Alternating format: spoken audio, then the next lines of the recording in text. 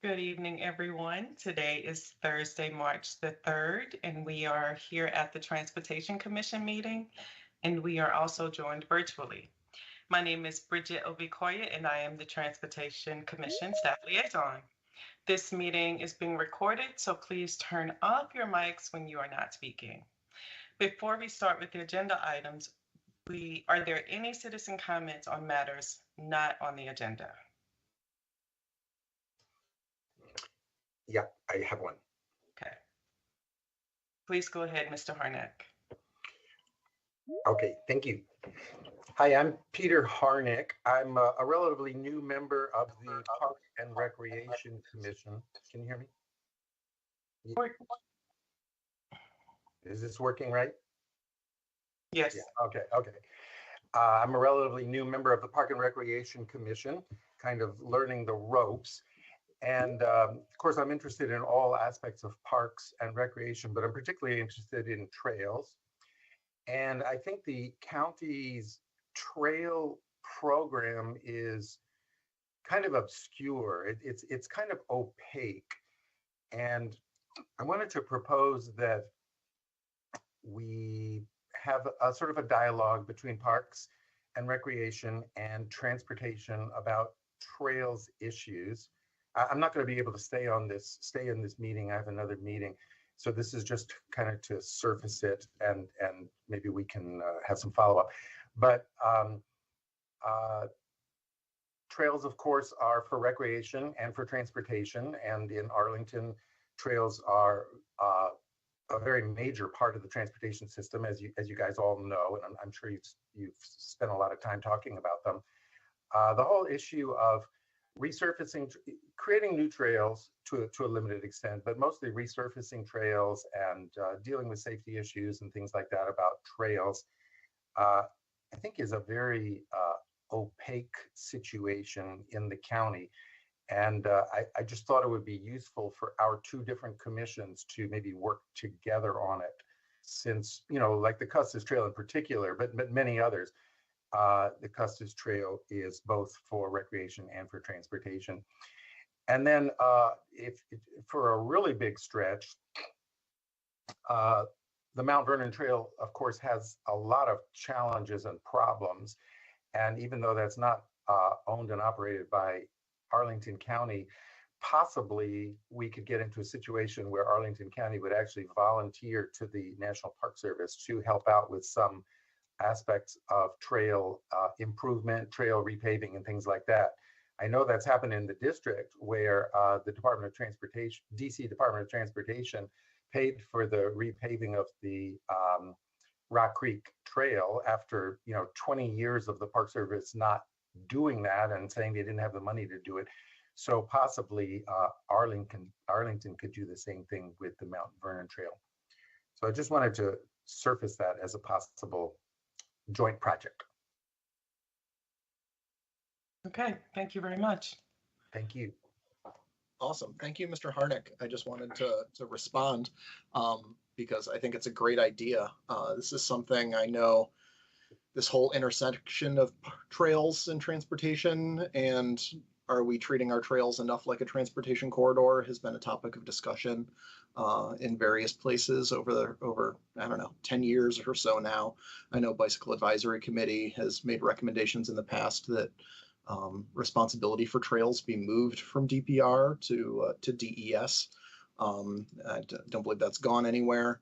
And I know there has been some concern in the past that while DPR has responsibility for all of the trails, they don't have a lot of trail expertise on staff, that most of the trail design happens in DES. And so it's a little weird to have them responsible for something they don't necessarily have the staff to expertise to fully handle.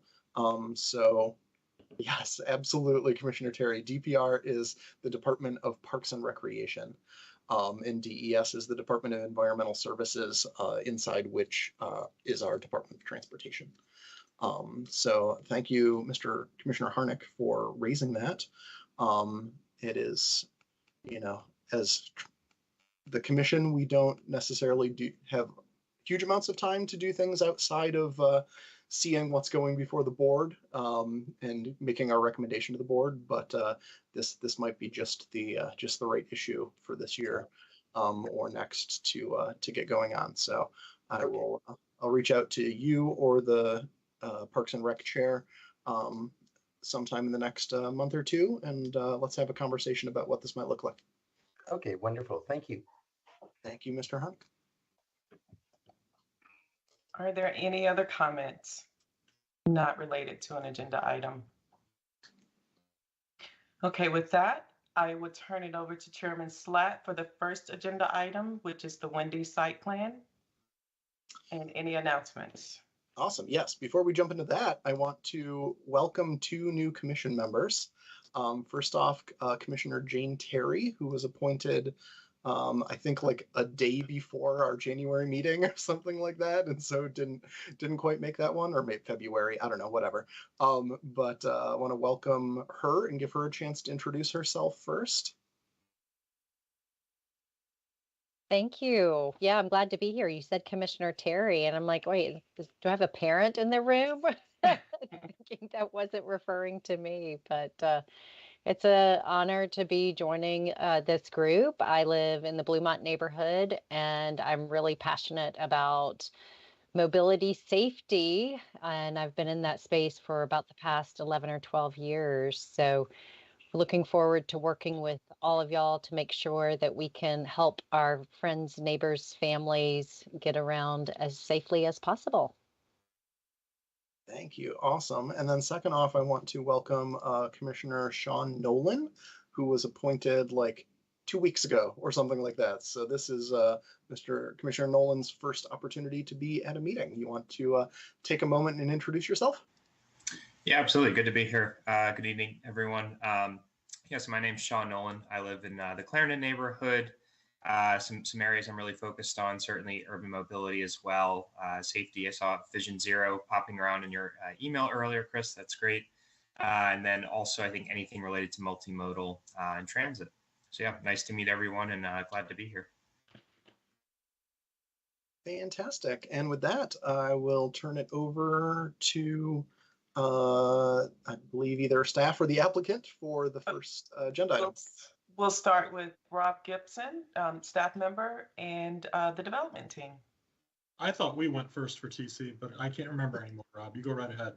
I'll lead us off, no problem. Good evening, commissioners. My name is Robert Gibson. I'm with the Department of Environmental Services in the Development Services Bureau. And let me see if I can share my presentation here. Hopefully it all works out right. Okay, do you see full screen? Looks good. Yes. Excellent, thank you. So the project is 2025 Clarendon Boulevard, generally known as the Wendy's site. It is site plan 435, and this is a site plan amendment to a previously approved site plan. The original site plan was approved in 2015. Tonight before you, you have 2 actions. One is the site plan amendment, which includes a 231 unit residential building with 3,500 square feet of ground floor retail. And then there's also a small vacation that the Transportation Commission hears. The background for the project is proposing a 231 unit residential building with 3,500 square feet of retail. It's proposed to be 16 stories high, approximately 166 feet. It will provide 75 parking spaces at a ratio of 0.32 spaces per unit. It's proposed to be LEED Gold with a 0.3 FAR bonus. And then the site is also the receiving site for a transfer of development rights to support 104 residential units from the Wakefield Manor site, which is just south of this site at Arlington Boulevard and Courthouse Road. The site specifically is just over an acre, a half acre in size. It's zoned CO 2.5 mixed use with a GLUP designation of medium office apartment hotel. And it is technically in the Radnor-Fort Myer Heights Civic Association, while it also abuts the Clarendon Courthouse Civic Association and is generally in the center of the Courthouse metro station area. Previously, in 2015, the county board approved 185,000 square foot office development with 6,800 square feet of retail at the ground floor and second floor. It was proposed as a 12-story office building with a total height of 148 feet. 244 parking spaces were proposed previously, along with a LEED Gold certification. For those of you that may not know the site, which I strongly would be surprised that many people on this call don't know where this is.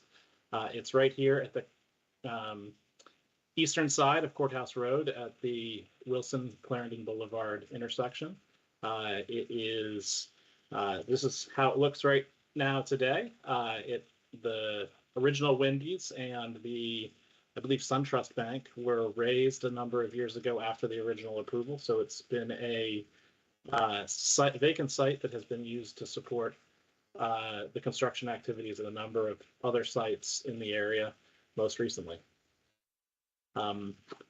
The site specifically is less than 500 feet from the Courthouse metro station. It is supported by an excellent multimodal transportation network. The area around it continues to have improvements to the on-street and protected bike lane network. Sidewalk and traffic signal improvements are proposed along Clarendon and Wilson. The project is proposing approximately 1 bicycle parking space per unit. And a major element of the project to support its bonus density is a package of off-site multimodal improvements. The project and its general location have an excellent walker score of 93, along with excellent transit scores of 72, and it's a very bikeable location. As you can see in the upper right-hand image, it is supported by a number of approximate bus stops, along with it being very close to the Courthouse metro station. Oops. The project proposes to significantly improve the sidewalks around its site frontage. It proposes a minimum 15-foot wide streetscape along Clarendon Boulevard, which will support a minimum 9-foot wide clear sidewalk, a 16-foot wide streetscape on Wilson Boulevard with a minimum 10-foot clear sidewalk, and on Courthouse Road, a minimum 12-foot streetscape with 8-foot clear.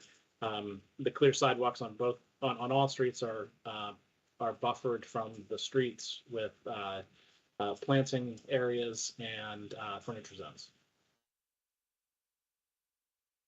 The project layout is generally shown in this image. On the western end of the site, below a portion of the building, the first 2 levels of the building are carved out to provide a plaza open space. You can see a nice description of the streetscape improvements proposed.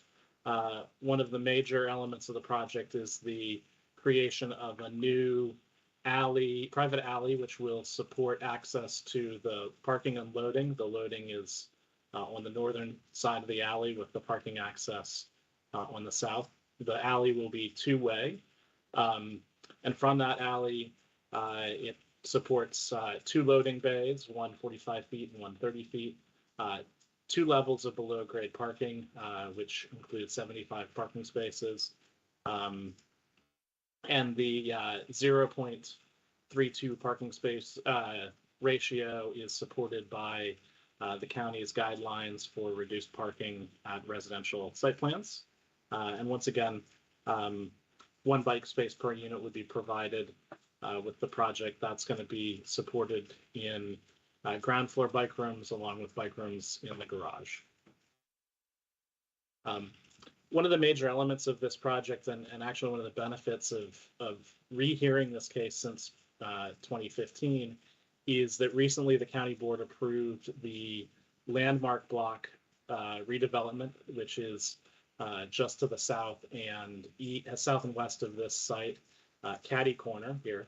And as part of that project, a number of capital improvements are proposed on Clarendon and Wilson Boulevards at the Courthouse intersection. The first improvements include providing protected bike lanes west of the intersection on both Clarendon and Wilson Boulevard. There's a wider planted median along the roadway, which will provide more space for pedestrians crossing the two-way pair.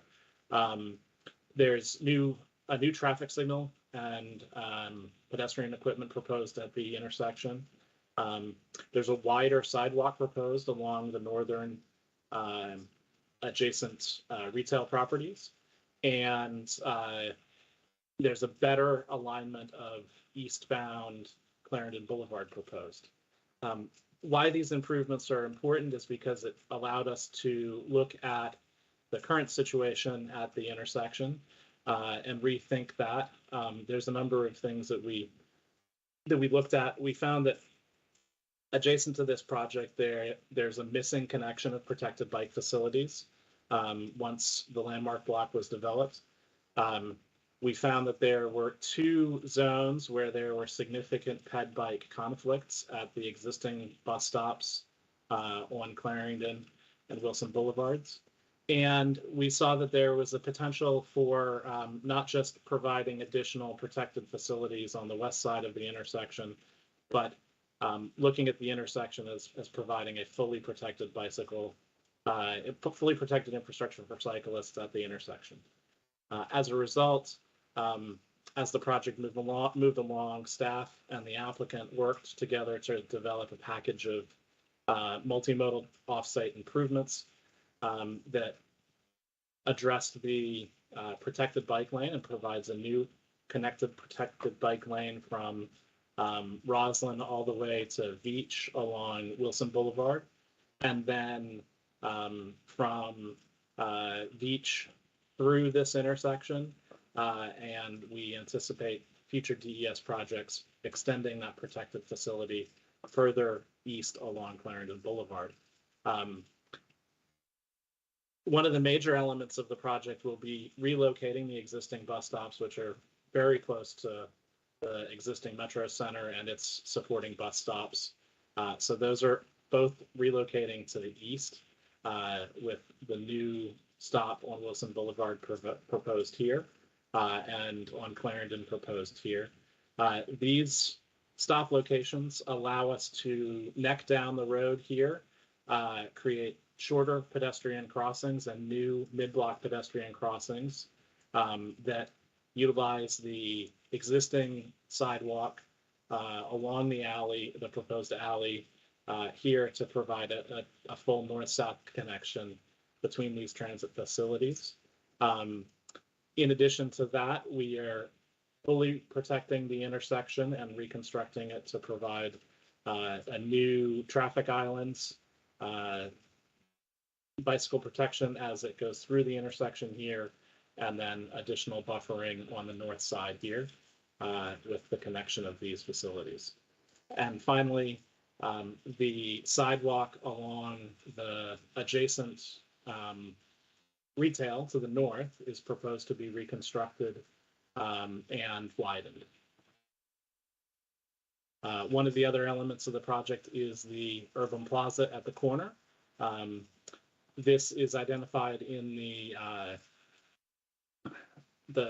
Courthouse urban design standards as an urban plaza. It's approximately 1,500 square feet in size, and staff and the applicant have worked through the process, listening to community comments during the 2 SPRC meetings and the online engagement to add biophilic elements to this plaza area and to improve the pedestrian orientation of the design of both the columns that support the building above and the overall plaza. I'm sure the applicant will have additional details on this.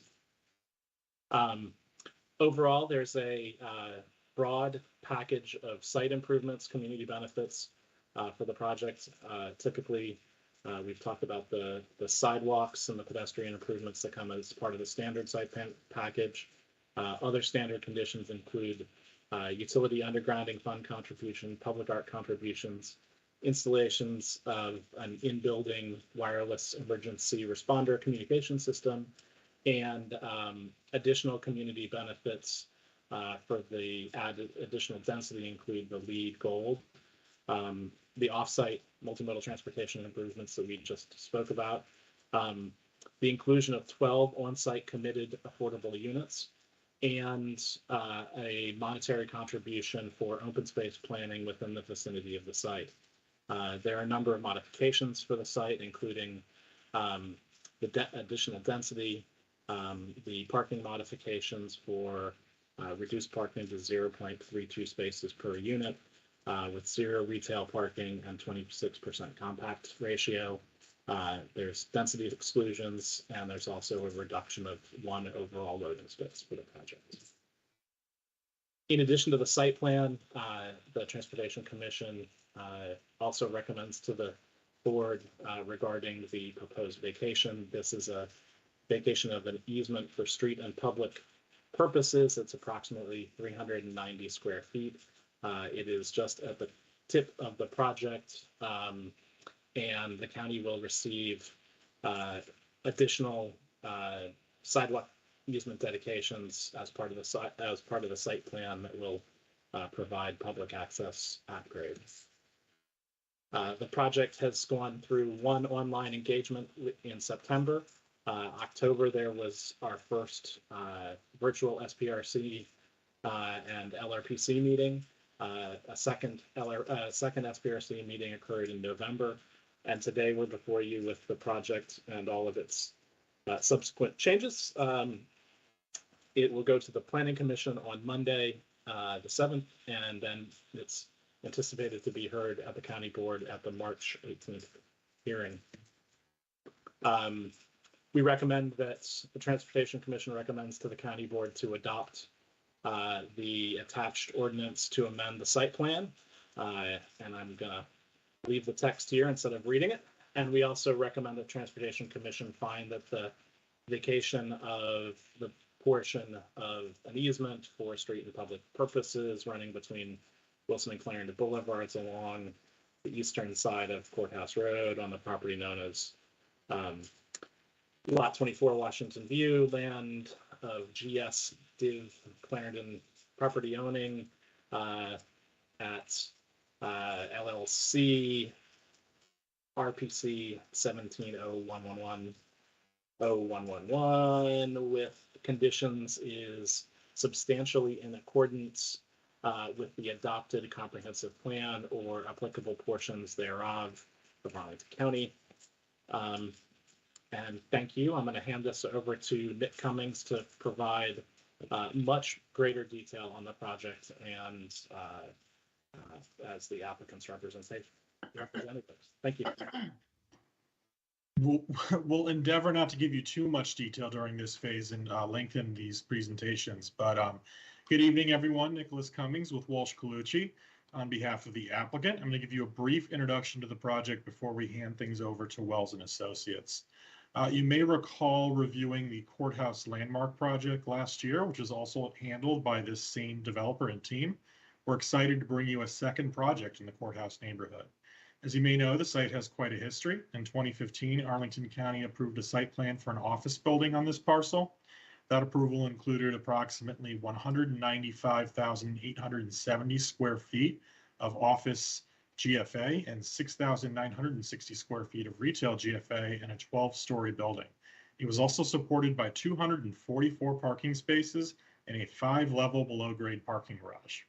That same approval rezoned the property to CO 2.5, a mixed-use district, and approved a transfer of density rights, a TDR, from the Wakefield and Courthouse Manor apartments, which were placed under a historic easement to prevent redevelopment. The site remained undeveloped for some years following that approval. It's been known as the vacant Wendy's lot, somewhat famously. The applicant was able to secure the parcel and now proposes a 16-story residential building with 231 units and approximately 3,500 square feet of retail supported by 75 parking spaces. While our building is 16 stories, due to the difference in clear heights between floors for office and residential development, our project is only 18 feet taller than the previous approval. It also has 197 fewer parking spaces and includes 233 secured bicycle parking spaces and 16 visitor bike parking spaces. As you can probably tell from the details I just gave you, this new vision for the site was inspired by its proximity to Metro Rail and other transit options in the Courthouse neighborhood. We felt that residential density at this location would be a superb fit for the neighborhood, complementing existing office, civic, and retail uses, while adding much needed housing right next door to the Metro. While not a focus of tonight's meeting, we also feel that we came up with a striking design that should be an iconic part of the neighborhood. We've also reimagined the public plaza at the intersection of Clarendon and Wilson Boulevards that was approved for the prior project to provide an exciting new public open space. We have an extensive community benefit package with this proposal. Mr. Gibson went over it, and I won't belabor the point, but the improvements, particularly off-site transportation improvements, which were designed as directed by county staff, will be a significant improvement over existing conditions.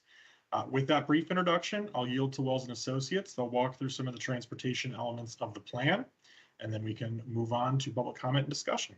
Thank you.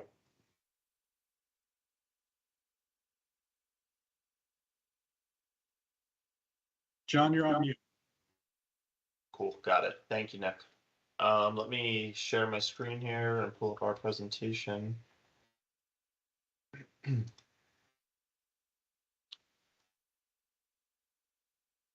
Cool. All right, well, good evening, everyone. My name is John Schick. I'm with Wells & Associates. I'm joined this evening by my colleague, Evan Gittleman. We were the transportation consultants on this project. And there's some others on the call here tonight as well. If there's questions to field, including Bowman, who is the civil engineer, and Grace are the applicant.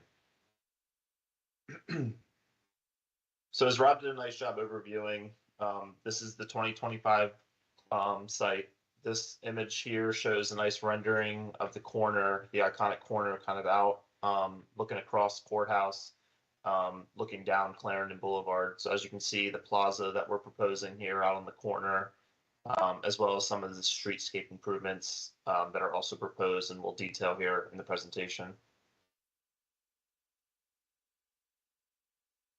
As Nick and Rob mentioned previously, this site was the subject of a previous application back in 2015 that approved the site for approximately 180,000 square feet of office, as well as some retail and bank space.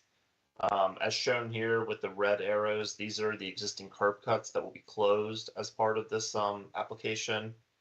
And then the yellow arrows show the two access points on either end of the private alley that the current development is proposing. The next image here shows a nice site plan overview. As you can see, Wilson Boulevard is on the north side of the site, Clarendon would be on the south side, and Courthouse would run along the west side of the site. The current proposal includes 231 multifamily dwelling units and 3,500 square feet of ground floor retail. The green arrows here, again, show site access on the east side of the building to the public alley. And then as you can see, all access both to the loading facilities and the parking garage are provided from that alleyway. So this results in the closure of 3 curb cuts that were out there previously along both Wilson and Clarendon Boulevard. Along Clarendon Boulevard, you can see we're proposing on-street parking as well as pickup drop-off for Ubers near the residential lobby. And this image also nicely highlights the plaza that's proposed out on the west side of the site at the Courthouse intersection. I think everyone's well aware of this site. We're located in the Courthouse neighborhood.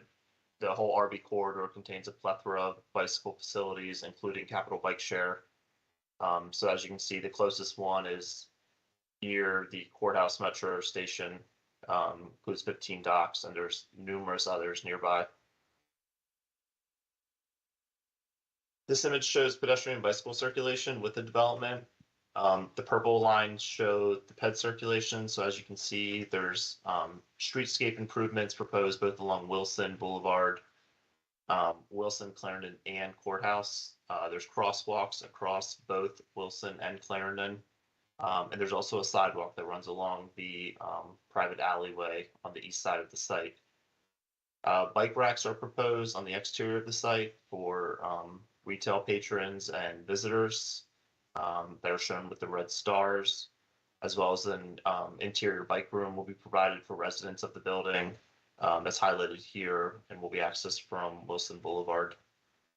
The green lines show the primary bicycle routes in the area. I'll hit on this a little bit more when we get to the cross sections, but as you can see, there's on-street bike lanes on both Wilson and Clarendon. So starting on the south side of the site, this is the Clarendon Boulevard cross section. On top is the existing section. On the bottom is the proposed section. Without getting into too much detail, the major things really to highlight here are the reconstruction of the bike lanes that move them to the curb and then move, so kind of swap the bike lane and the parking. And then there's also streetscape improvements along our site that you can see here on the left side of the image. Moving up to the north side of the building along Wilson Boulevard, again, we're proposing a bicycle lane that we've worked with DES to coordinate on, which is shown here, as well as a buffer from the vehicle travel lanes. And then there's also the streetscape improvements again that are shown on the left side of the image here that will run along our site frontage on Wilson Boulevard.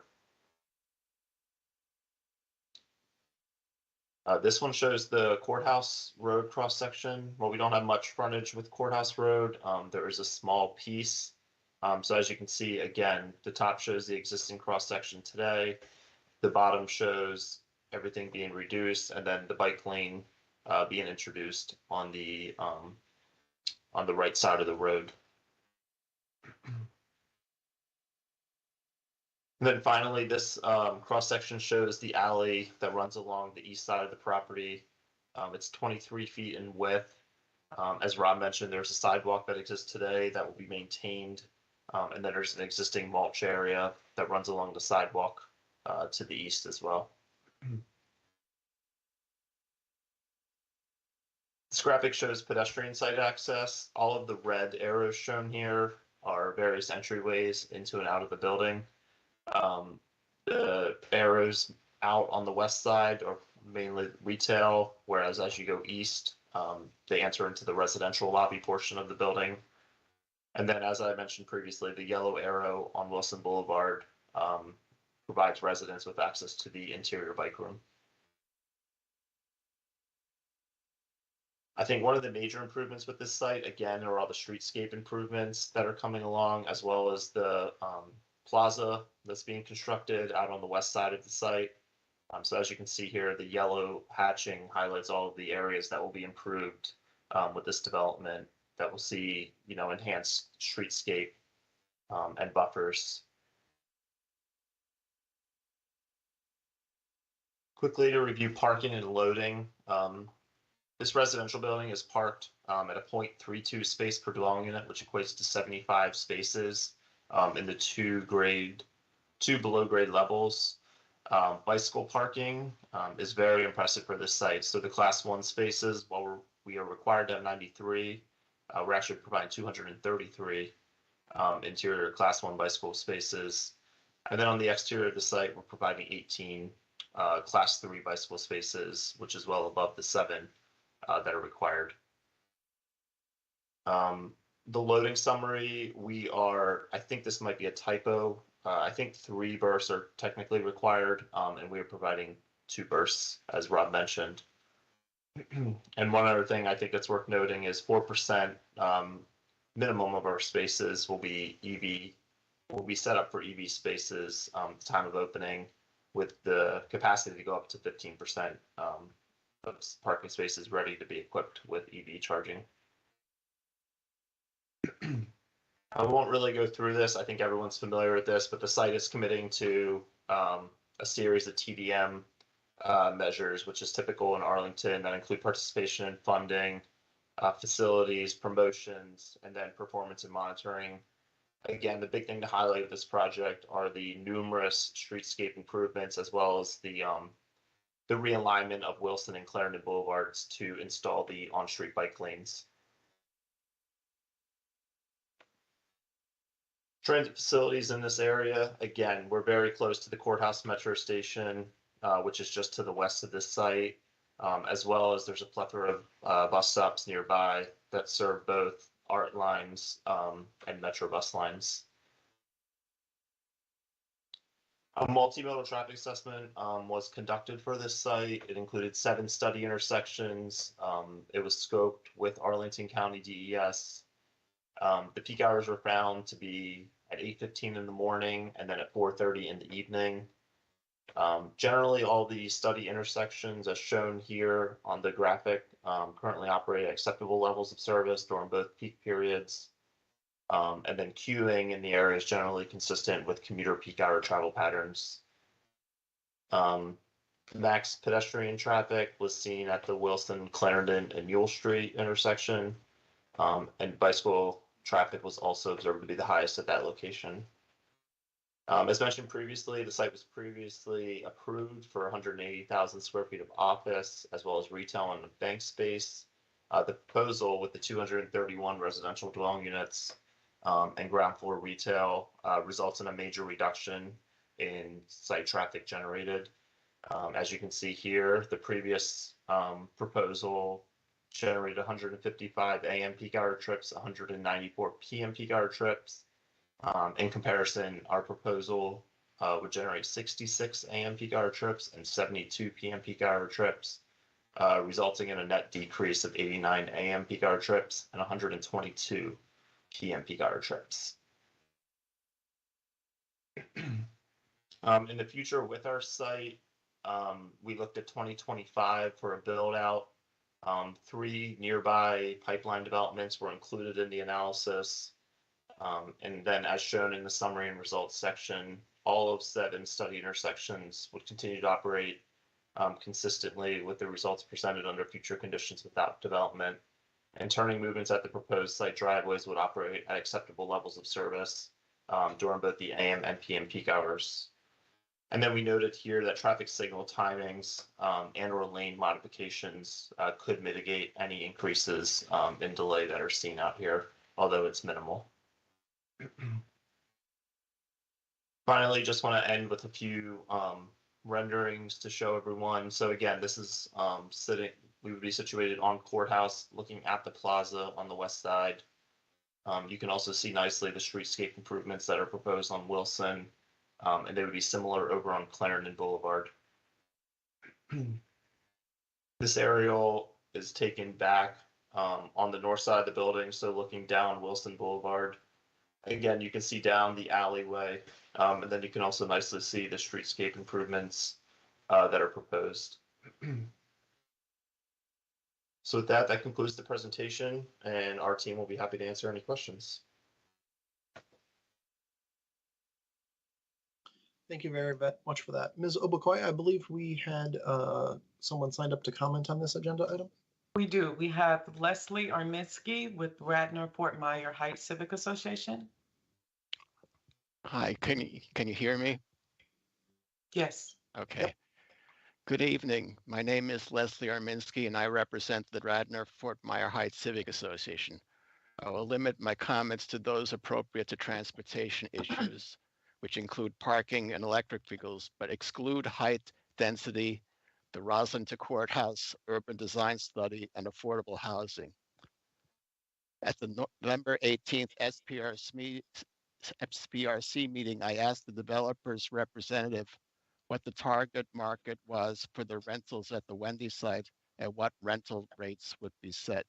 Nick Cummings, representing the property, said that the market would be anyone willing to pay the market rate for similar new luxury rentals in the Roslyn to Ballston corridor. I did a quick check, and I saw that it's not unusual to find rents of $3,000 to $4,000 per month or higher in the area. People that can afford those rates are going to want parking spaces for their cars, especially electric vehicles. We acknowledge the difficulties with the size and geometry of the site, but at 75 spaces or a 0.32 ratio, we feel the site plan may be somewhat underparked. We understand the move away from car dependence by the county, and it is true that a site is nearly on top of a metro station.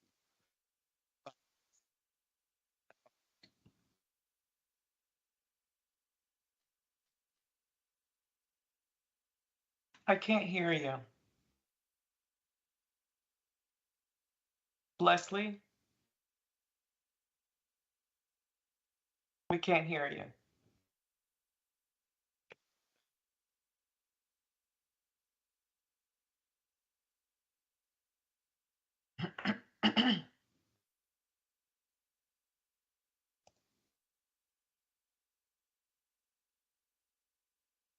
So should we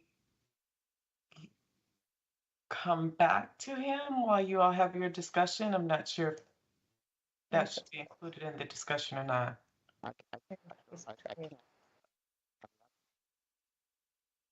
Mr. Arminsky, we can see you, but we're not really hearing your audio anymore. Well, Okay, we can How hear is you that? now. I don't know. I mean, the different. I'm going to time out on the for the technical issue. When we were at the planning commission or the technical or the county.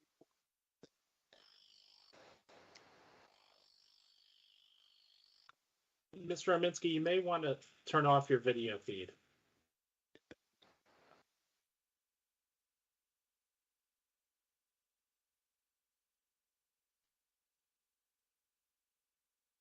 We still can't hear you.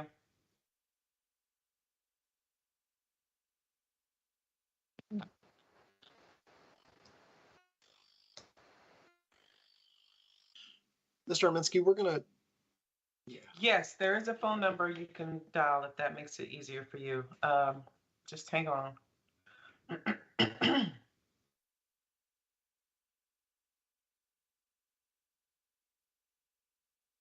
The phone number is 347-973-695. Wait, Shall I drop it in the chat? Is that easier?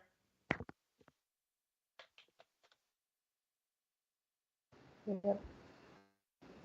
Okay, I'll just keep saying it. 347-973-695. And the conference ID, it's 830-378-360#. You didn't give a full telephone number. 347-973-6905. And the conference ID is 830-378-360#. And I'll drop it in the chat. We just did for you.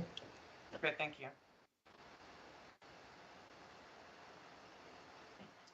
Great. Mr. Arminsky, we're definitely still interested in hearing the rest of your testimony. We're going to move into discussion amongst the commission.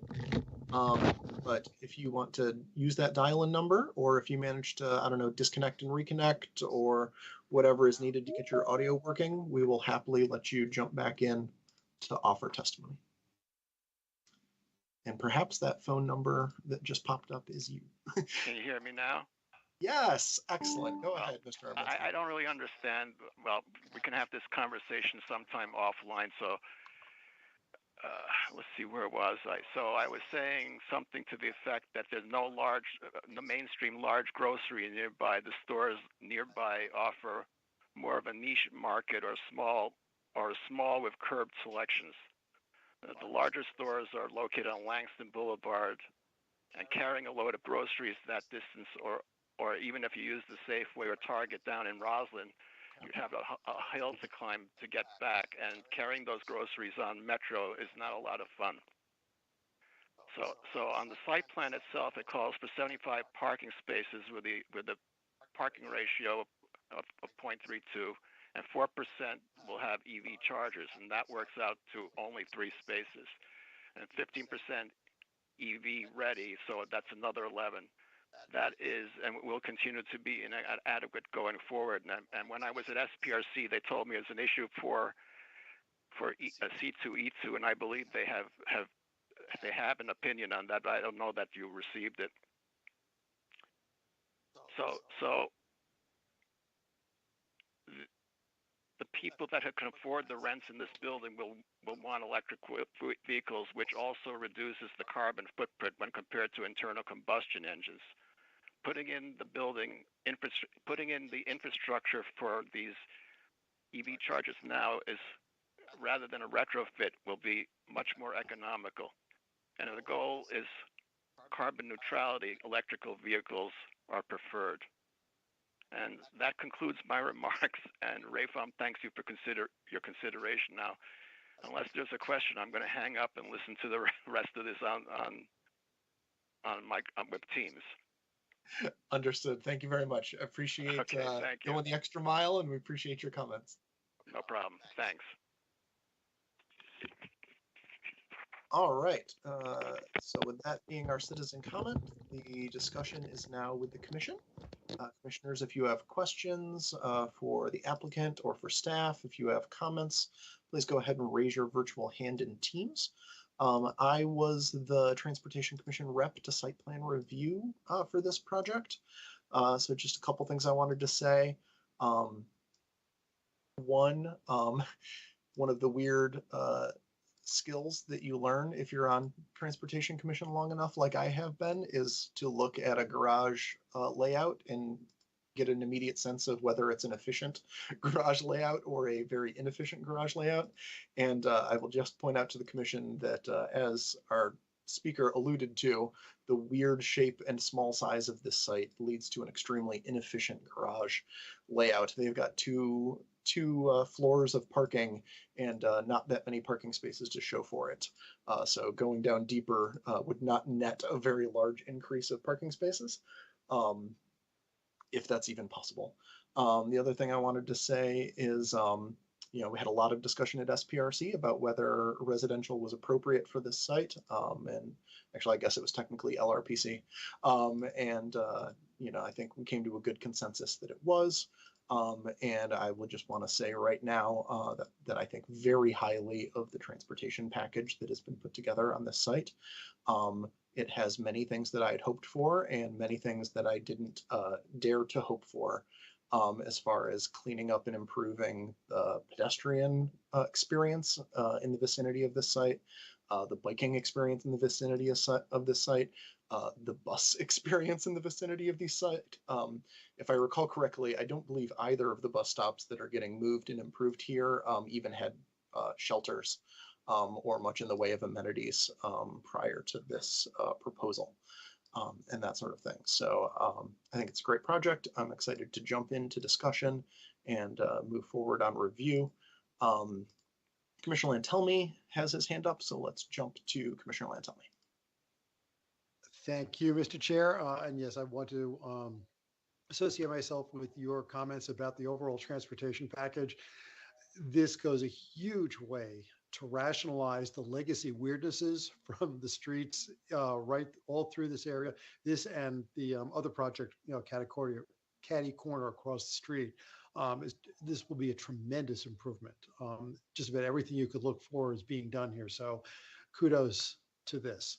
The question I have is, you did talk about how this will generate fewer trips than what had been approved in 2015. And I get that. I can see that, why that would be. Did anybody ever check to see how many trips were being generated by the old Wendy's drive-through and restaurant? Because that was like totally auto-oriented. And did anybody look to compare? I suspect there was a lot more traffic for the old one-story Wendy's than there would be for this tower. So anyway, I'm just wondering about that. Otherwise, I think this is a great project. Thank you. Thanks. I'll defer to the team from Wells and Associates, but I bet they did not. Though it's possible that they dug up records while looking at the car TIA that may have actually done that comparison. Go ahead, John. Yeah, I would have to go back and look. I know when we did it back in 2015, we had counted the driveways. But I'm not sure that we listed it actually out in this study. So I'd have to go back and find those numbers from the old traffic counts that were done, a long time ago. But I know it would be greatly higher than, what we're proposing here now. Yeah, that's safe to assume. So thank you for that comment, Commissioner. And tell me. Yeah, I actually have a strong recollection from when we saw this in 2015 that the office development was generating far fewer trips than the Wendy's was. So that this is generating fewer trips than the office was expected to means it's generating even fewer car trips than the Wendy's. Great, thank you. But I also do agree that there are way too few EV and EV ready spots in this. The way things are going now, one of the big issues is where to plug in the EVs for people who do not live in 1 to 4 family houses with driveways. And this is a real issue. And now's the time to pretty much at least prepare to have outlets along some sort of outlet, like even just a 240 outlet along most, if not all, of the spots in the building. This building is going to be here for a long time. Thank you. So briefly in response to that, we have committed to the number that we provided in the presentation, which is of course linked to the Green Building Incentive Program. The team is actively looking at adding more spaces and the potential for more infrastructure, but we're committing to what we presented tonight as the floor. And then during permitting, during construction, the hope is that we would be able to maybe free up some more. Certainly that's part of the long-term vision that Greystar has for both this building and the building next door, is to provide more EV parking spaces over time. Mr. Gibson, I see your hand. Did you want to respond to something that was? No, I do want to respond to the EV issue. I mean, this is an issue that the county continues to look at, but we also are experiencing some good lessons learned from new projects. And to point to the project just down the street at the Penzance site, they had to they had three towers, right? So, and each one of those towers had a dedicated transformer associated with it. In order to do, I think 4% of the parking spaces in the garage as phase 2 chargers, so the mid-level 220 volt chargers, Dominion required an entire new transformer for those spaces alone. And so what we have is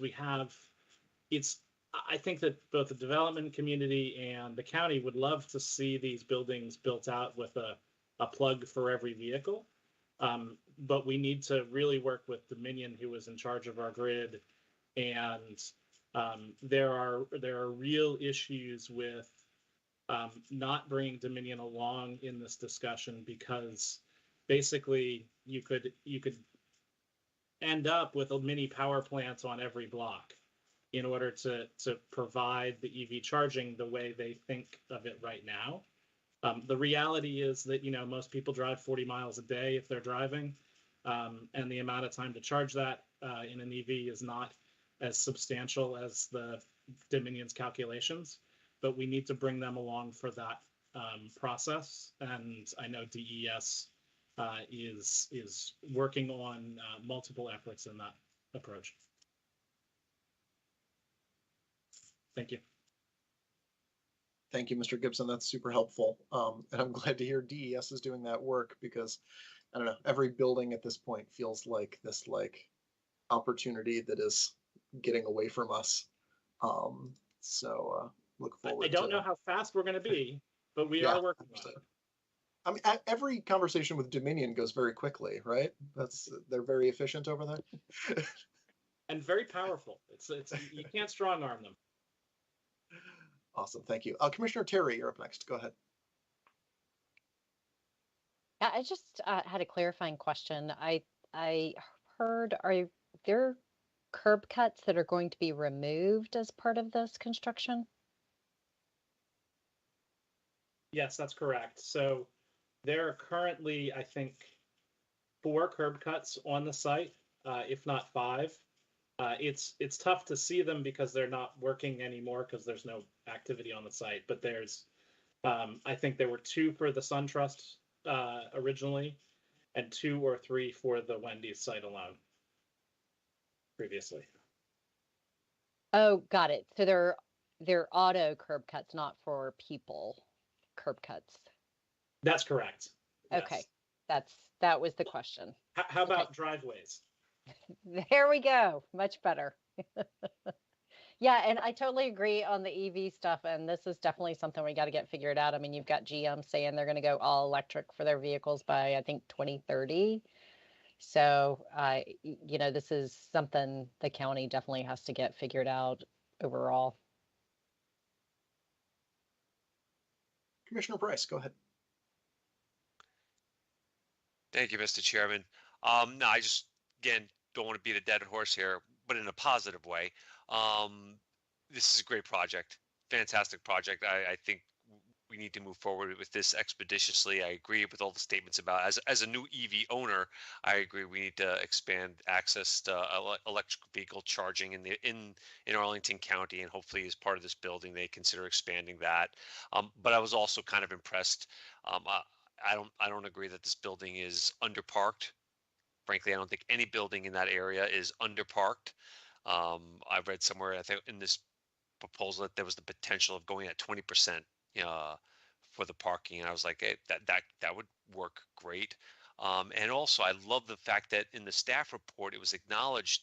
I think it was the first time I think I've ever read this in any staff report, that someone acknowledged that there's actual parking in other buildings open to the public nearby. I don't think that statement has ever been made in a staff report we've read for any development project ever.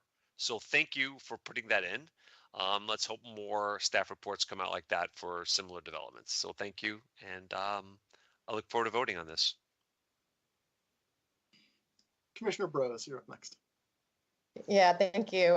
Just to follow up on my friend Commissioner Price, I realized that my neighbor, I'm a resident of the Radnor Fort Myers neighborhood, that's certainly expecting that folks who are going to go into this luxury building will want to have their own cars. But I think the real realization is there is parking in the neighborhood, and so I am fully in support of this proposal, and think that all the opportunities to create this multimodal opportunity experience for the residents is taking advantage of exactly what we've wanted to create here in Arlington. So fully support it. Thanks. Thank you, Commissioner Bros. I too want to go ahead and associate myself with those remarks. If people move into this building and they bring their car along and they park it in one of the paid garages nearby, that's fine. And if people who want to live a car-free lifestyle self-select into the building, even better. That's that many fewer car trips that we'll see on our roads that people walking across the street will have to contend with, and people biking down the street will have to contend with. So, it's not like there's a ton of unrestricted on-street parking for them to use up in close proximity here. And if there is, then that's another problem that we need to solve, not something that this developer needs to solve. So I'm excited for this project to move forward. If anyone else has comments or questions on this, go ahead and raise your hand. I think I just have one, which is, like I said, love the transportation package that's been put together here. I was wondering, the northbound North Courthouse Road bike lane that's kind of added here directly in front of the plaza gets a nice little protective island. I didn't see anything similar on anybody who might be, heading west and then turning south to go down to North Courthouse. It appears to just be like a painted bike lane there adjacent to the existing traffic island. I was wondering if Mr. Gibson or anybody can speak to if that's kind of a final design, if there's an opportunity to protect that little bit of green over there, or what. I'm sharing the image here. And I think that there may be an opportunity. We have to look at it, and I think that that's a very valid point for us to bring back, and we'll be committed to doing that. Great, thank you so much. I hadn't even noticed it in my initial review, but when you kept saying protected intersection over and over and over again, all of a sudden that piece caught my eye as feeling rather unprotected. So thanks for taking that comment back. Yeah, thank you for that comment. All right, seeing no other hands jump up, I'm going to go ahead and move to a motion, which is I move that the Transportation Commission recommend that the County Board approve the attached ordinance to amend site plan number 435 to permit construction of up to 231 residential dwelling units and up to 3,500 square feet of commercial retail, as outlined in our draft board report, and furthermore, that the Transportation Commission finds that the vacation of a portion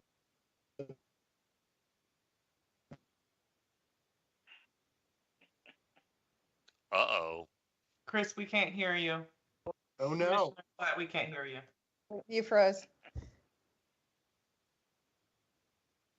How about now? Yes. Okay.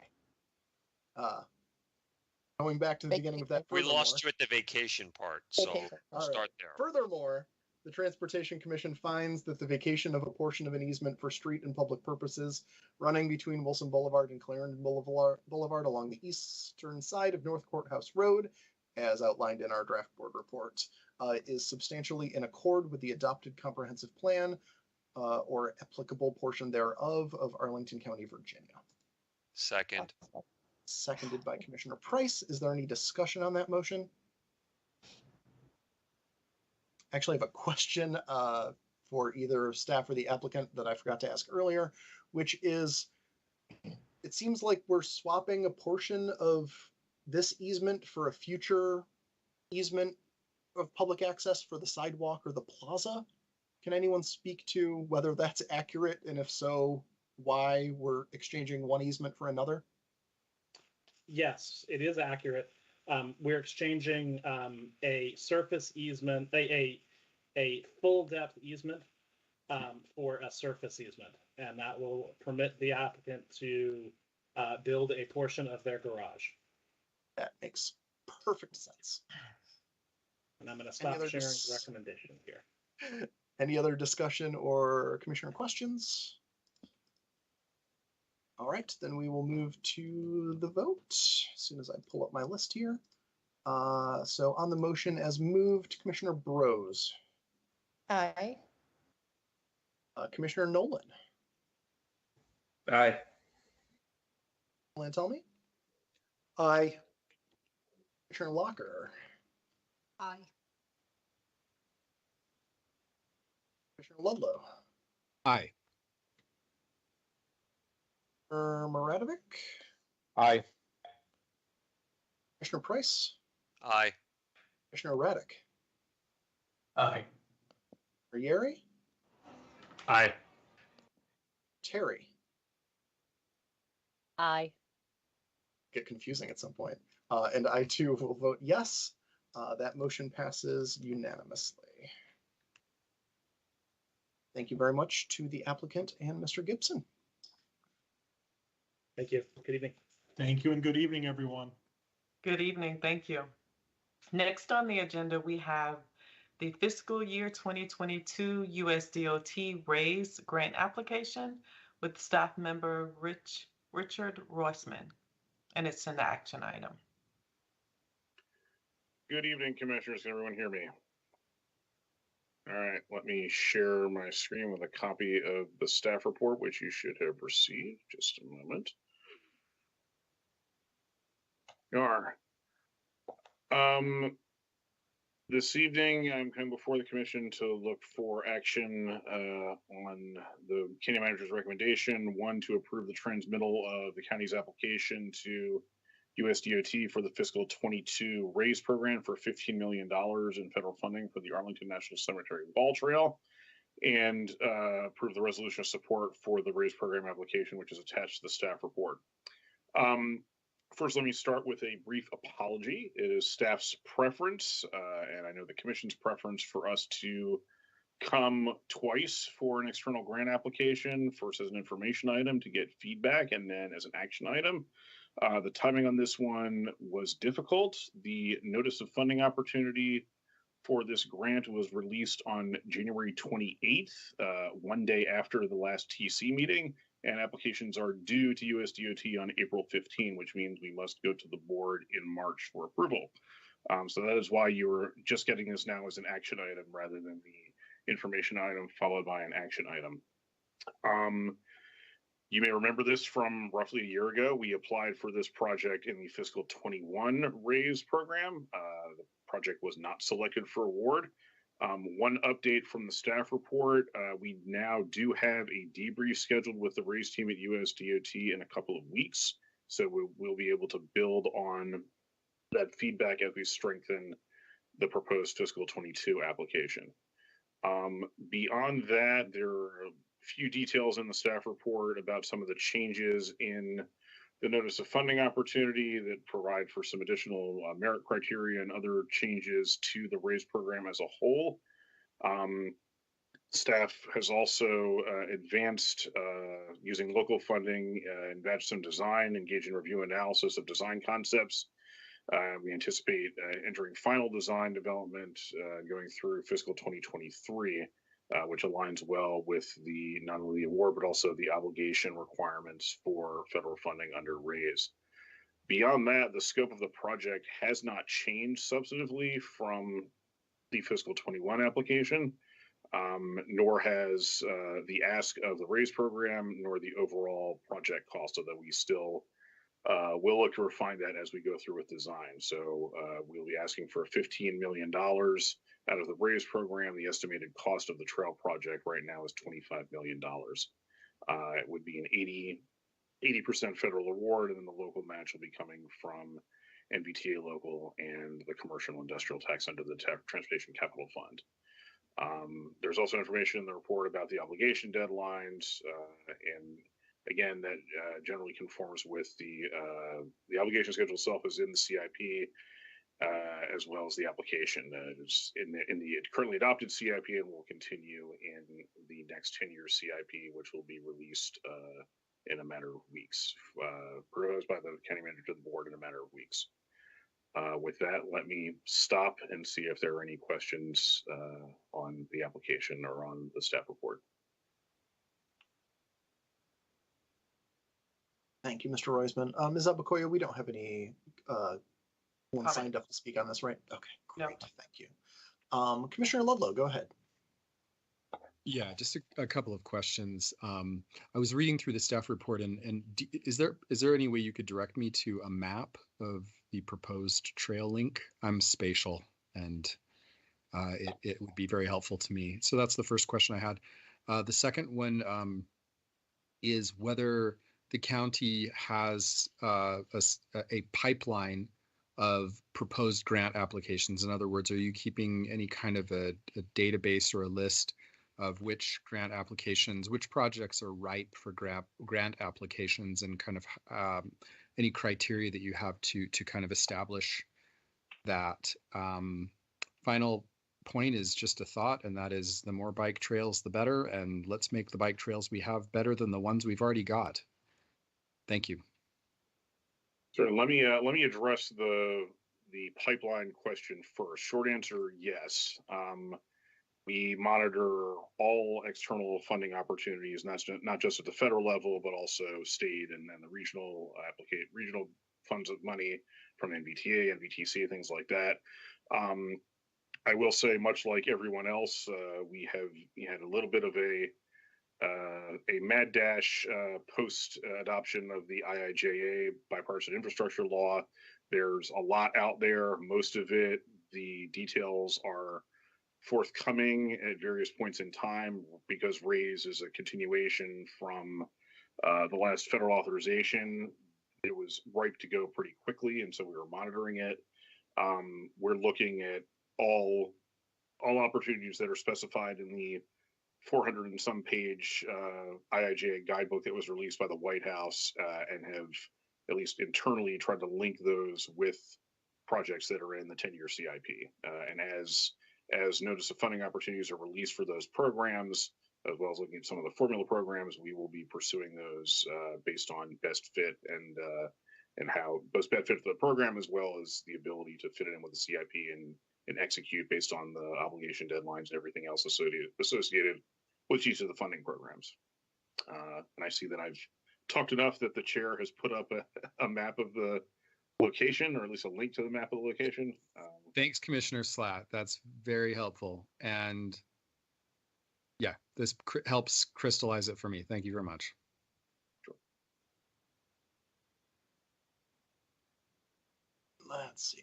I got to get back out of the chat and get to my list of commissioners. Okay, there we go. So first off, I just want to say, thank you to staff for advancing this design without yet having identified construction funding.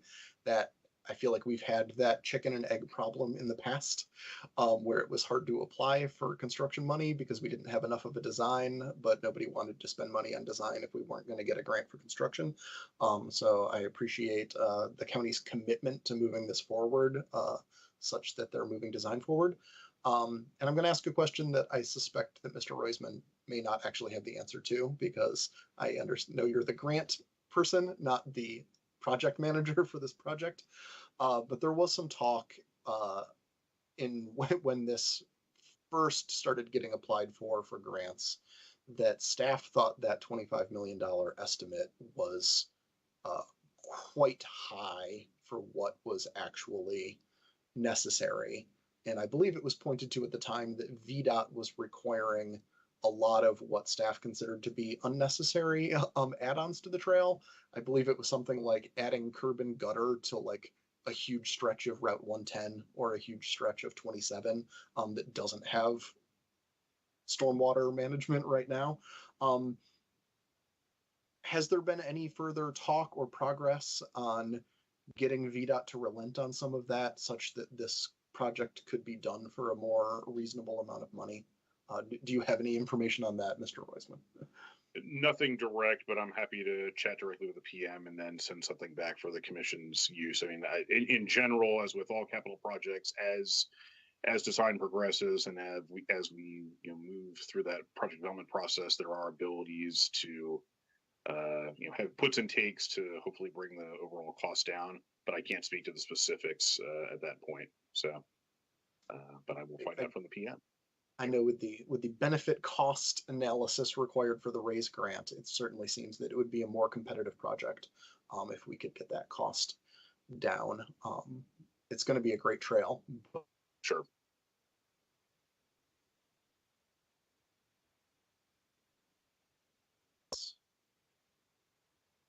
We lost you again, Mr. Chairman.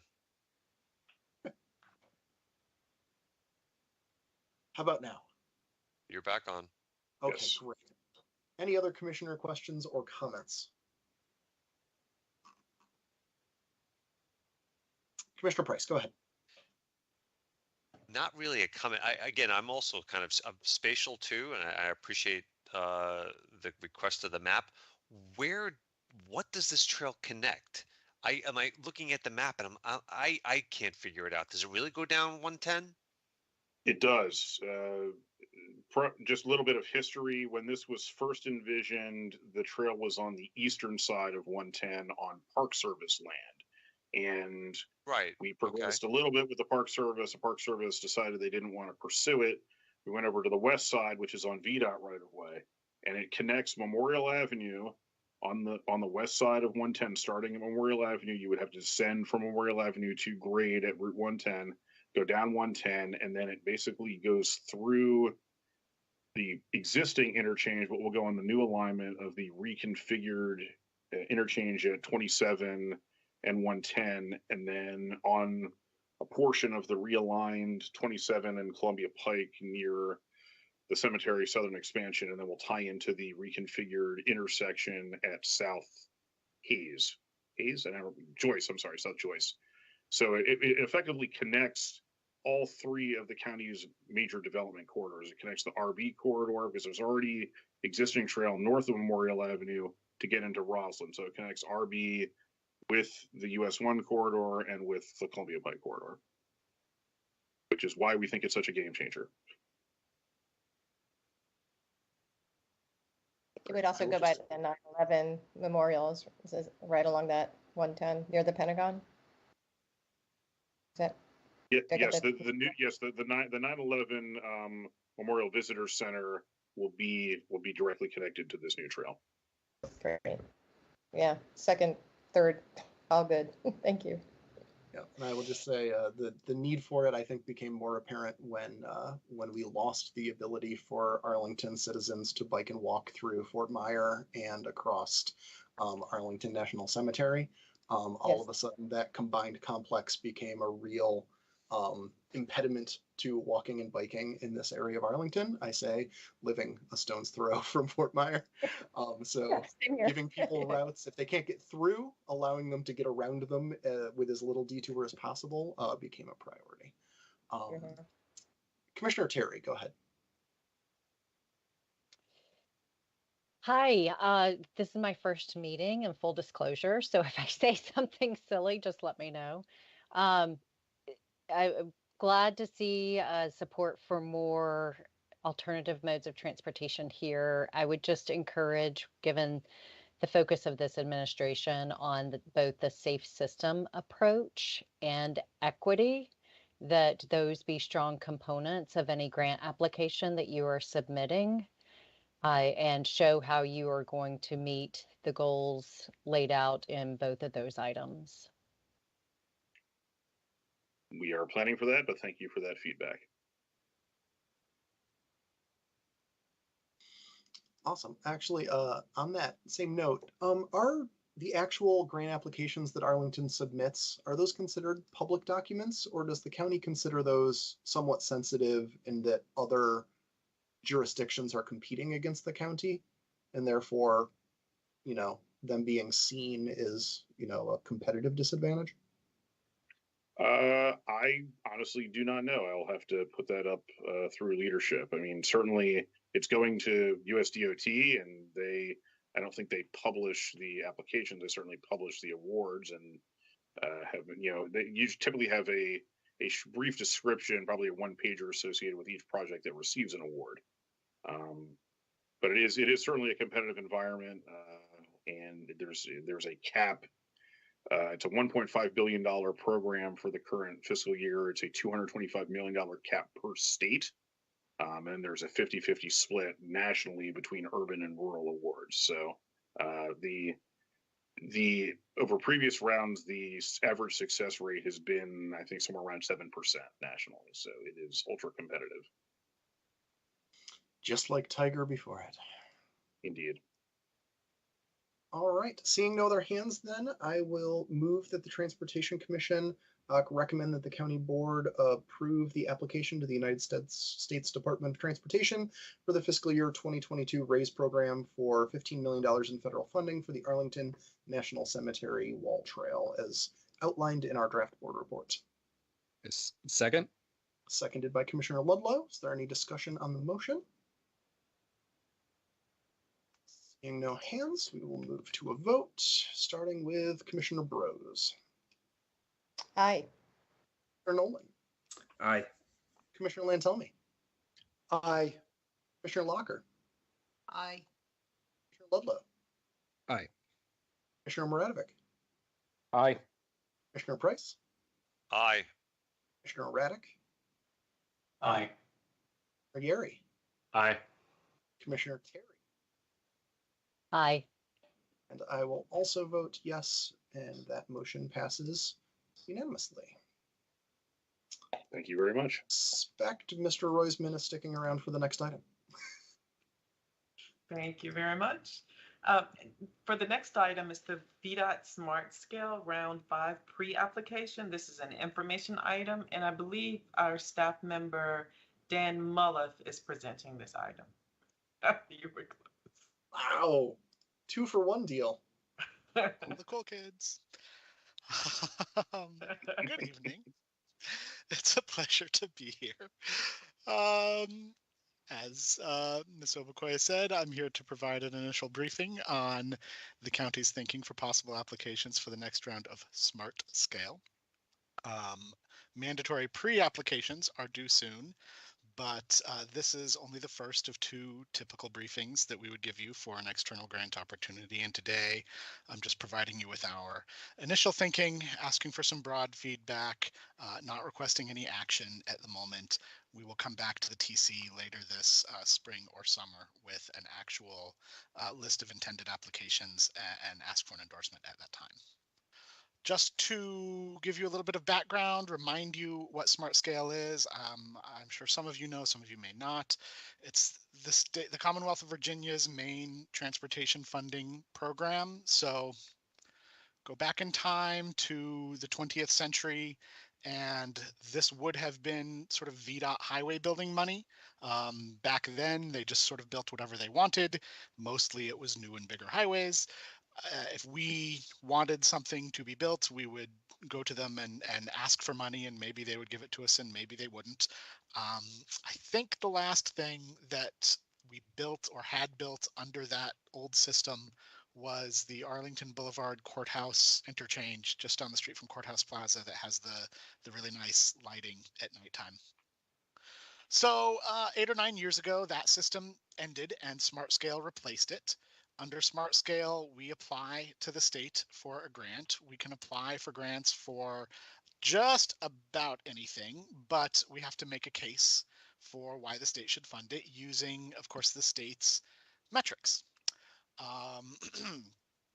Excuse me, generally the state's metrics, and I could describe them if you want me to, but generally speaking, they favor the number of trips that are affected. If you have a project that affects a great number of trips, then you probably will score well. If you have a project that affects a smaller number of trips, may have difficulty getting a good score. So higher scoring projects are more likely to be funded, of course. Additionally, because the state's funding comes from a variety of sources, including some state funding, some federal funding, we have to apply for projects under the assumption that they could be federalized. We don't know ahead of time when we apply, but we have to be okay with them being federalized if the flavor of money that Vdot awards a project turns out to be federal money. So of course that limits what we can apply for. Federalization makes projects take longer and makes them increase in cost. My screen is like taking my hand away. So that factors into project selection. As a result of sort of all of those things, large road and large transit projects generally do pretty well under Smart Scale. Smaller projects, particularly bike and ped projects, have a little bit of trouble, although, you know, we have succeeded in getting funding for some of them in the past. So if you win a Smart Scale award, funding generally comes in the last couple of years of the state's 6-year funding cycle. So, you know, as an estimate, we're generally looking at money about 5 years into the future. And this is, of course, since the near-term years of the 6-year cycle were mostly programmed in previous rounds of Smart Scale applications. So what's going on with our initial thinking? As always, it is a combination of project need, likelihood of being competitive within the program, and project readiness.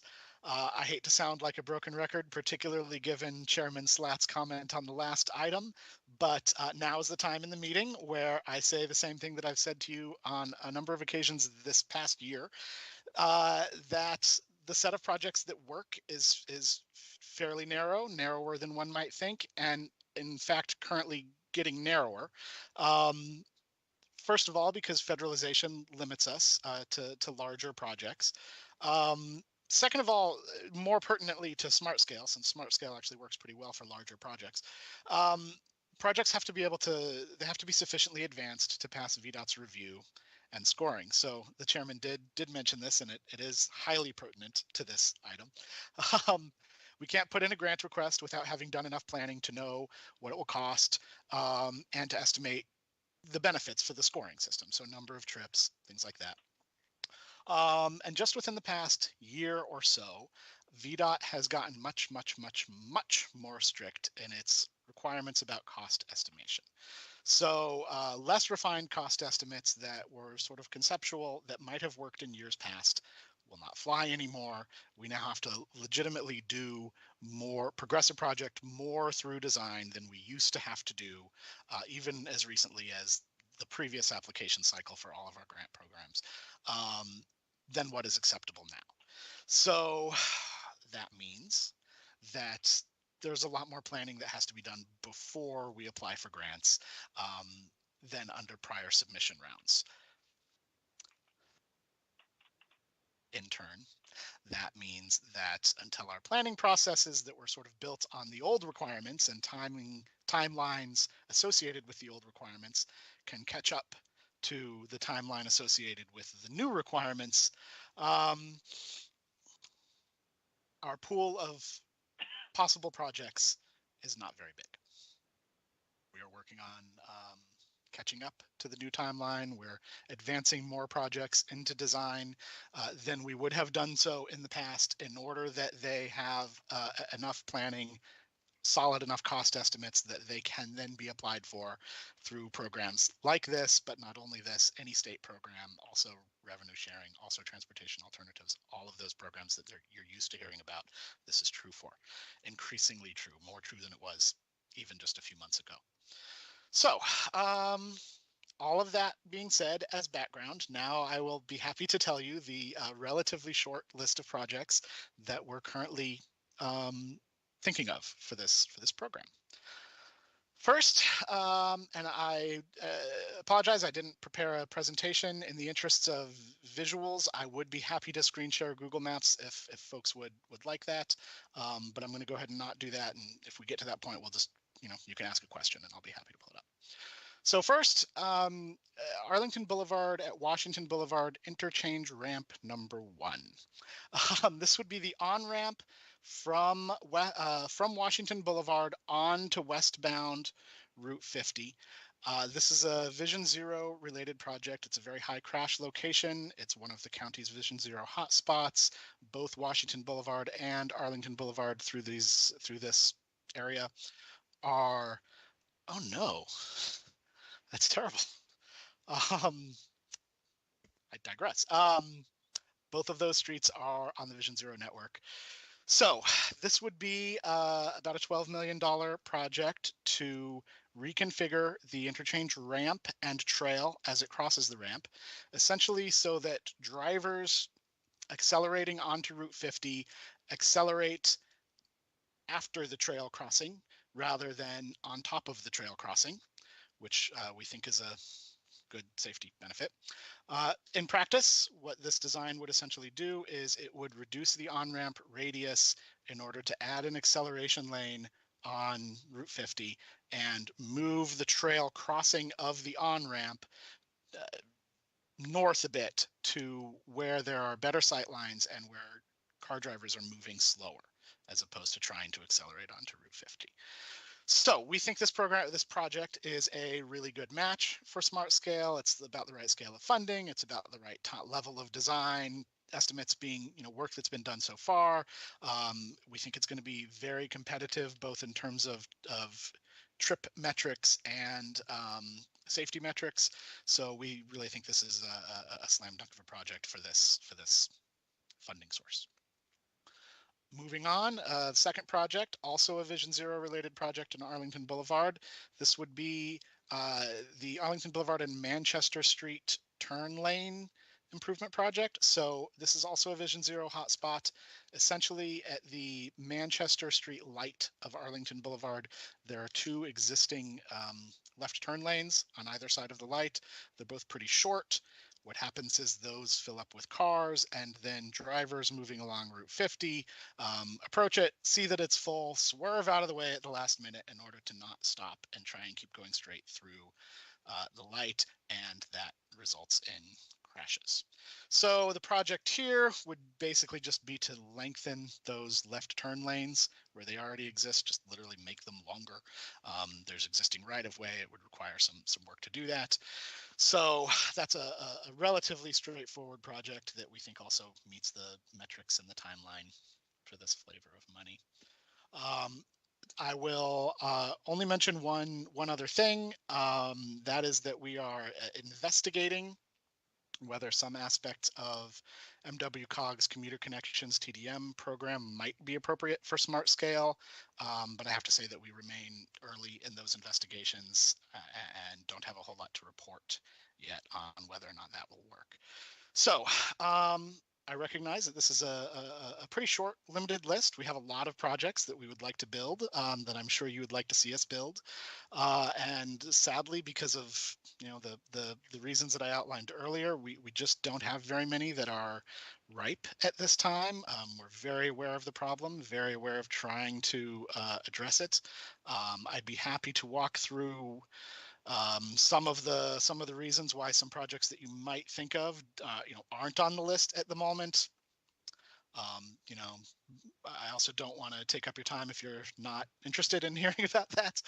But essentially, that's where we are. And I would love to hear the board's feedback and thinking, answer any questions that you have. Again, I'm not here for an action, but I am here to take notes on what you say. Great. Thank you, Mr. Maliff. I think my first question is about the Arlington Boulevard, Washington Boulevard interchange project that you mentioned. I have a strong recollection that we have applied for design money for this interchange in the past. And so I was wondering if it's just the case that we did not get design money for improving these interchanges when we applied for it in the past, or... If I may, the county applied for federal highway safety improvement program funds, HSIP funds, for both ramp 1 and ramp 2. Ramp 2 is the northbound Washington Boulevard to eastbound Arlington Boulevard ramp, passing by Joint Base Meyer Henderson Hall. That project is active in design right now. Ramp 2 is active in design. I think what we found is as we started looking at ramp 1 and the fairly modest level of HSIP funding that was there, our capital projects folks and our transportation engineering operations folks realized that there was an opportunity to do much better in terms of removing the conflicts and really looking at the whole north side of the interchange. So the concepts that are being looked at address ramp 1, but also some of the movements in the northwestern quadrant of the interchange as well. Those concepts are still evolving. They are roughly around $12 million, as Mr. Maliff said. That is well beyond the amount of HSIP funding that's currently on the project, which is why we're now looking at it for smart scale. Awesome. Thank you so much. And then I think my next question is about Manchester Street. My understanding is that Vdot has maybe just wrapped up a STARS investigation of that same interchange that talked a bit of, I think, decided on split phase. Yeah, Vdot is in the process of wrapping up the STARS study. Oh, sorry, Mr. Chairman, you broke up again. Let me finish your thought.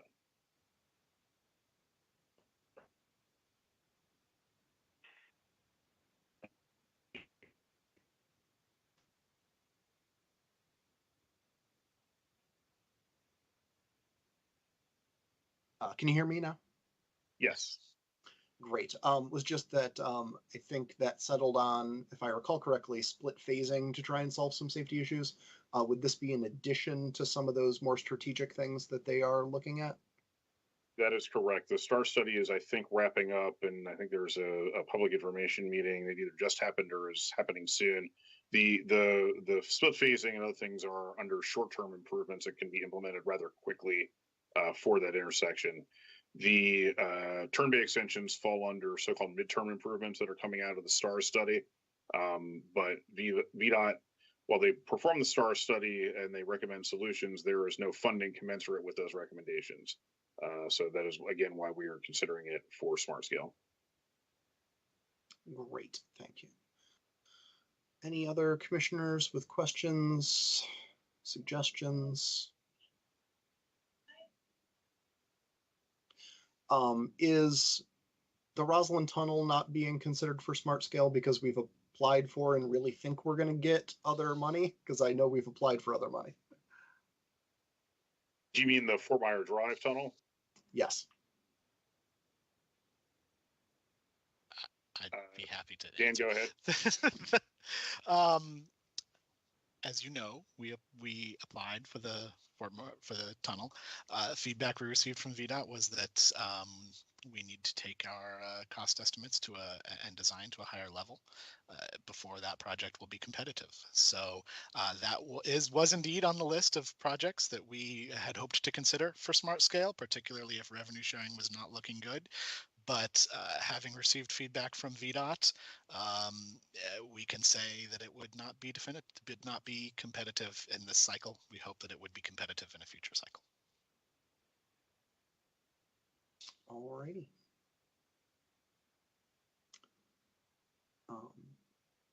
Then, having no other questions, I will just say, since part of this is to give feedback on potential projects, is I am much more interested in seeing the Arlington Boulevard, Washington Boulevard interchange project move forward and get funded than I am the Arlington Boulevard in Manchester.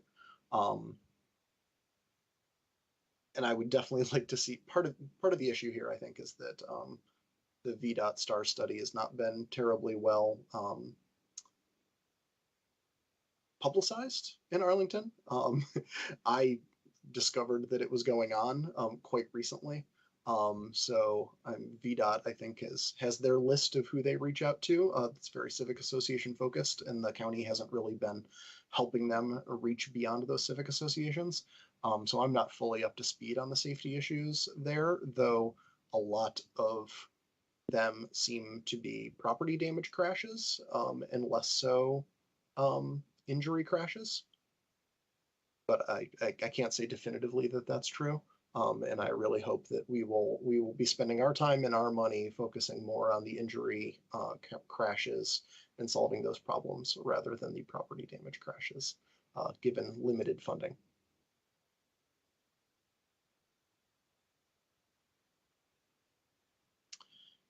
Any other commission comments? All right, I see no hands. So I thank you, Mr. Maliff and Mr. Roisman, both for helping us through those. I appreciate the feedback, as always. Thank you. Thank you both. So with that ends the items on the agenda. And for other business, our next meeting is on a Monday, not Thursday, which is when we typically have the meeting. It's Monday, March 28th. And it was due to a county board tax hearing on the day that we would have met. So if there is anything else, please do share. If anybody else has anything, please go ahead and raise your hand. I did want to just reiterate one more time. I sent out the absolutely astounding number of public engagement options that are currently open in Arlington relating to transportation. And I swear to God, like an hour after I sent that email, another engagement opportunity on the Clarendon sector plan update also opened. So Commissioner Raddick has been our rep following and giving input on that Clarendon sector plan update. So that will be heading our way probably next month or the month after. But there's an opportunity to kind of weigh in on the draft plan that just dropped today. Probably just go ahead and reply to my previous email, directing you all towards that as well. You know, weighing in these meetings is fantastic and important and very helpful, but early feedback is always the most useful feedback. So weighing in on these public engagement options, even when it's something that's going to come to the commission, is useful, and then it gets your feedback out there earlier. And then many of these projects never come to transportation in the first commission in the first place, which is something that may change in the future. I've had a couple preliminary conversations with some public engagement staff about how maybe some of these capital projects may come to TC for a check-in in the future, but nothing definitive there. So please jump in, get on those. Thank you to Commissioner Yeri for agreeing to take on the Ballston Macy's Site Plan Review Committee. And I'm assuming the Xerox site is going to be starting site plan review in the next couple of months also. That's maybe I can convince Commissioner Brose to hop on that one, because that's her neck of the woods. There in the kind of south end of Roslyn, just before the Mead Street Bridge. So, yes, Commissioner Emery says the building, Boston Macy's is basically across the street from him. Anybody else have anything for the good of the order? Anything from their liaison positions?